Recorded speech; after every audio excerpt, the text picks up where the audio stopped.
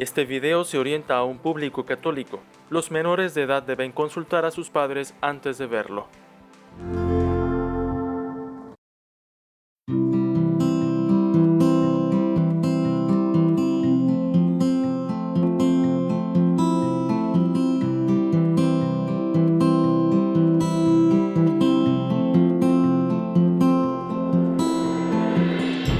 ¿Qué creyeron? ¿Que hoy no iba a venir a hacer oración? Pues me fue difícil porque antes tuve que discernir bastante el mensaje que les quería compartir. Les saludo con gusto, soy el Padre Montijo. Vamos a escuchar las lecturas seleccionadas para hoy, miércoles de la quinta semana de Cuaresma, del Santo Evangelio según San Juan, capítulo 8. En aquel tiempo Jesús dijo a los que habían creído en él: si se mantienen fieles a mi palabra, serán verdaderos discípulos míos, conocerán la verdad y la verdad los hará libres. Ellos replicaron: somos hijos de Abraham y nunca hemos sido esclavos de nadie. ¿Cómo dices tú serán libres? Jesús les contestó: yo les aseguro que todo el que peca es un esclavo, y el esclavo no se queda en la casa para siempre. El Hijo sí se queda en la casa para siempre. Si el Hijo les da la libertad, serán realmente libres. Ya sé que son hijos de Abraham, sin embargo tratan de matarme porque no aceptan mis palabras. Yo hablo de lo que he visto en casa de mi padre. Ustedes hacen lo que han oído en casa de su padre. Ellos le respondieron: nuestro padre es Abraham. Jesús les dijo: si fueran hijos de Abraham, harían las obras de Abraham. Pero tratan de matarme a mí porque les he dicho la verdad que oí de Dios. Eso no lo hizo Abraham. Ustedes hacen las obras de su padre. Y entonces le respondieron: nosotros no somos hijos de prostitución, no tenemos más padre que Dios. Jesús les dijo entonces: si Dios fuera su padre, me amarían a mí, porque yo salí de Dios y vengo de Dios. No he venido por mi cuenta, sino enviado por Él. Palabra del Señor. Hermanos, de este evangelio quizás lo que más nos suena, lo que más familiarizados estamos es con esta frase: conocerán la verdad y la verdad los hará libres. Quisiera reflexionar un poquito sobre el poder de la verdad. Pero ¿de qué verdad está hablando Jesús? Todos sabemos que cuando se dice la verdad y somos sinceros, se descomplican muchas cosas. Sin embargo, no me quiero referir ahora al poder de la verdad humanamente hablando, sino de una verdad que Jesús está proclamando con su vida. La dificultad que puede tener escuchar los textos que hemos ofrecido hace un momento es que, pues, si no estás en el hilo de la conversación de hace algunos días, por como que no entendemos mucho lo que está pasando. Pero en todo ese capítulo 8 del Evangelio según San Juan, Jesús es confrontado acerca de cuál es su verdad, quién es Él. Y Jesús responde desde su verdad, desde la verdad que es Él: soy el Hijo del Padre. En la primera lectura del día de hoy se nos ofrece un pasaje del profeta Daniel. El profeta Daniel describe una situación de persecución en la cual el pueblo de Israel estaba en el destierro de Babilonia y se les obligaba a practicar la idolatría como a todos los habitantes de aquellos reinados. Y entonces el rey Nabucodonosor obligó a 3 jóvenes, Ananías, Azarías y Misael, cuyos nombres babilónicos eran Cedrac, Mesad y Abednego, los obligó a adorarle, y de lo contrario los iba a condenar a morir en un horno encendido, quemados, vivos. Eso se narra en el capítulo 3 del profeta Daniel. Y entonces los 3 jóvenes le respondieron al rey: no es necesario responderte si vamos o no a practicar la idolatría, pues el Dios a quien servimos puede librarnos del horno encendido y nos librará de tus manos. Y aunque no lo hiciera, sábete que de ningún modo serviremos a tus dioses, ni adoraremos la estatua de oro que has mandado levantar, porque el idólatra está rechazando la verdad de que solamente Dios es el único Señor. Esa es la verdad, que no solamente Dios es el único Señor, sino que también es el único que nos puede salvar. Y entonces aquellos hombres fueron milagrosamente salvados. Cuando los metieron al horno encendido 7 veces más y fuertemente atados, un ángel fue a socorrerlos y ellos milagrosamente salieron ilesos. Ahora bien, voy a ponerme en plan de diálogo, de diatriba. Objeción primera: si tú dices, Padrecito, que Dios es Salvador y que Dios es todopoderoso y que es bondad, ¿Por qué le hizo el milagro a esos 3 jóvenes de salvarlos del horno encendido y dejó que murieran miles durante el holocausto del pueblo judío que sufrieron a manos de los nazis? ¿Que eran menos dignas aquellas personas inocentes, hombres, niños, mujeres y ancianos? ¿Cuál es la verdad de Dios, pues? Porque Dios permite aquel mal. O bien, vamos a pensar en un caso más reciente. Quiero ponerte a ti, hermana y hermano, contra las cuerdas. Igual que pusieron contra las cuerdas a Jesús.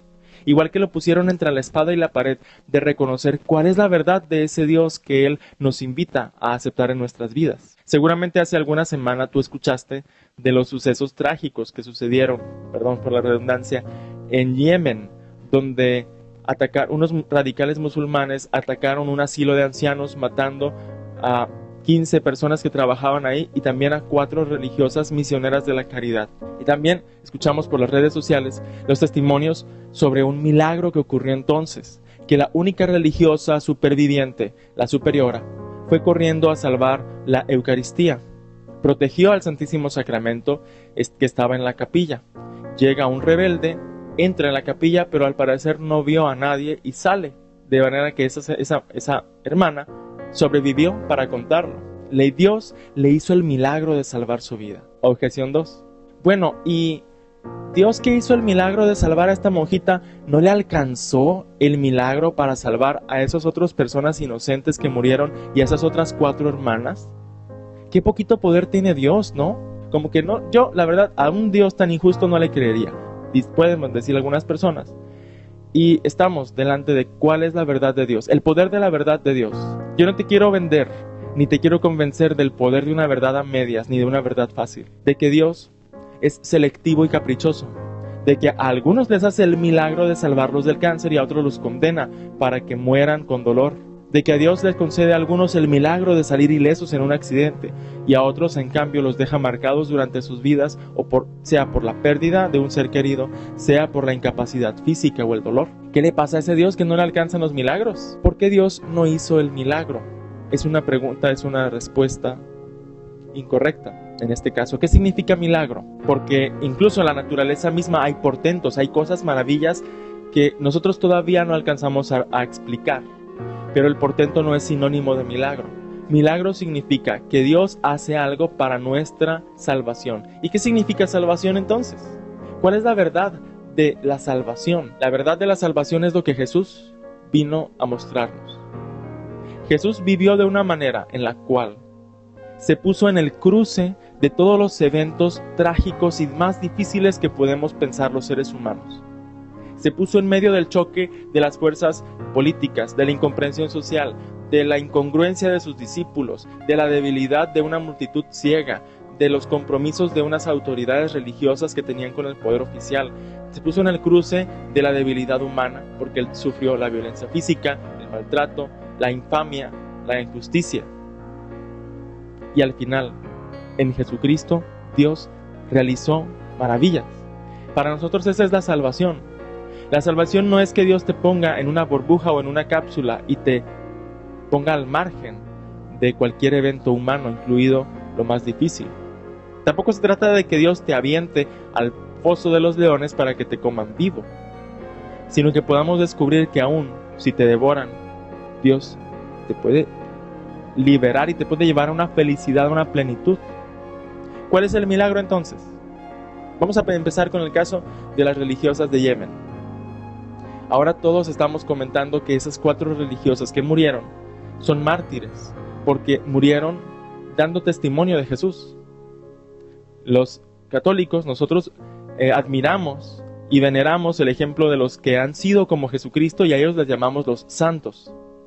Para que alguien tenga el reconocimiento de que es un santo, necesitamos tener la seguridad de que Dios actúa a través de esa persona, y por eso pedimos que se note que alguien le pidió a ese santo o santa en el cielo que orara para que Dios actuara, que por el poder de su oración Dios hiciera maravillas, como Jesucristo, que oró a Dios Padre y que transmitió la salvación a muchos. Bueno, en el caso de cualquier persona santa, se piden 2 milagros para ser canonizado o para ser públicamente reconocido como tal, como santo. Pero en el caso de los mártires, solo se pide un milagro. El milagro de la religiosa que salvó su vida fue ese. Inexplicablemente fue un portento, no sabemos por qué. El asesino, pudiendo haberla visto, no la vio. Ese fue el milagro. Y en el caso de las 4 religiosas, ¿cuál fue el milagro? Que vivieron como Jesucristo hasta el final. Ese fue el milagro. No pedimos otro milagro más. Con ese basta. Sabemos que Dios está actuando en ellas. Sabemos que ellas están salvadas. Que se salvaron.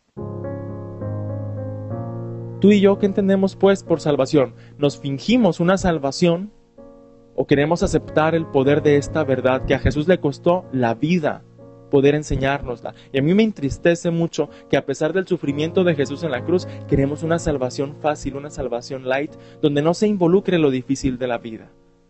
Y repito, tampoco se trata de darle culto al sufrimiento, sino de descubrir que nada es imposible para Dios y aún en los momentos de mayor negrura, la luz puede brillar. Esa es para nosotros la salvación. Y lo que hace Jesús, lo que hace Dios en Jesucristo, es mostrarnos cómo salir de ese túnel de tinieblas para llegar hacia la luz de la verdad. Y en el caso de los judíos que murieron en el Holocausto, es una tragedia a todas luces. La tragedia no se minimiza, como tampoco se minimiza la tragedia de que nosotros matamos al Hijo de Dios. Dios lo que hace es que añade en ese escenario de devastación una posibilidad de esperanza. Muchas de esas personas que murieron en los campos de concentración, en los hornos encendidos, en los crematorios, muchos de ellos vivieron hasta el final, sin odiar. Vivieron perdonando. Vivieron santamente. Dios actuó en ellos. Y les repito, el testimonio de estos judíos santos de los que nos habla el profeta Daniel, que dijeron, Dios nos puede librar del horno. Y aunque no nos libre del horno, aunque muramos allí, sábete que de ningún modo vamos a servir a tus dioses, ni adoraremos la estatua de oro que has mandado levantar. O como dijo hace pocos días, como escuchamos en el testimonio de la Santa Susana, es preferible estar en manos de Dios que en manos de los hombres. El poder de la verdad, de ser íntegros hasta el final, es el poder que nos lleva a la luz. Vamos a concluir este rato de meditación pidiéndole al Señor madurez en nuestra fe. Señor, ayúdanos a creer, a estar convencidos con firmeza de que tu cruz tiene un poder oculto, el poder de quitar de nuestros ojos la ceguera, de quitar de nuestros oídos la sordera, de quitar de nuestra boca la mudez, porque no queremos ver el dolor, ni escuchar el dolor, ni hablar del dolor, ya que pensamos que el dolor es un obstáculo para ser humanos, y tú nos ayudas a abrazar estas dificultades para aprender a ser más. Tú sabes, Señor, que el día que yo aprendí a caminar me dolieron las piernas. Tú sabes que el día que yo aprendí a hablar, quizás tuve que morderme la lengua algunas veces, que sufrí para aprender. Que el primer día que yo me fui a la escuela me dolió dejar a mis padres. Que el día que mi madre me tuvo, que yo nací, le causé dolores. En la vida el dolor existe y esa es la verdad que me hará libre. Me hará libre para afrontar los compromisos. De que si quiero cuidar mi salud física, habrá sacrificios. De que si quiero crecer profesionalmente, necesitaré invertir tiempo y esfuerzo. De que si necesito y quiero y puedo reconstruir una relación familiar, eso me llevará también a abrazar mi propio dolor y a descubrir que tú estás haciendo una maravilla en mí. Que tú estás haciendo unas maravillas en nosotros. Que nos estás resucitando, como resucitaste a Jesucristo. Que así sea. Les agradezco, hermanos, a todos los que se unieron en vivo a esta oración por Periscope. Pues les saludo con mucha alegría en este miércoles de Pasión, muy cerquita de la Semana Santa. Hermanos, recuerden que con el amor de Dios los amo. Soy el Padre Montijo y me despido deseándoles un día muy lleno de bendiciones. Gracias por escuchar esta grabación. Compártela con otros para evangelizar. Dios te bendiga.